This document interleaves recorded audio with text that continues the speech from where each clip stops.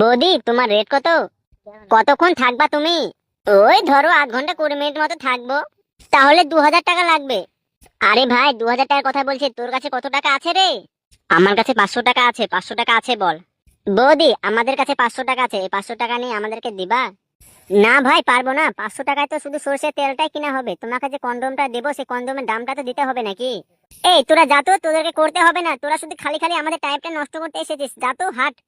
বৌদি, ভুল বুঝো না গো, আমাদের কাছে টাকা নাই, কিন্তু বান্ডুটা খুব সুসুর করছে, তার জন্য তোমার কাছে চলে এলাম। একটু দাও না, একটু 500 টাকাতে। বৌদি, সবার কাছে সমান খরচ নিলে হবে? আমরা তোমার খাস লোক, আমাদের কাছে একটু কম নিলে তো হয় নাকি? হবে না ভাই, হবে না। তোমরা এক কাজ করো, কারো পকেট থেকে চুরি করে আমাদের কাছে এসো 2000 টাকা নিয়ে, তাহলে তোমাদেরকে মন ভরে দেবো, ঠিক আছে? ঠিক আছে বৌদি, তাহলে সন্ধ্যের সময় বাবার পকেট থেকে 2000 টাকা চুরি করে নিয়ে তোমার কাছে আসবো বৌদি, ঠিক আছে? ঠিক আছে, তোমরা সন্ধ্যের সময় এসো, আমি তেল মেল মেরে রেডি করে রাখবো নি, ঠিক আছে?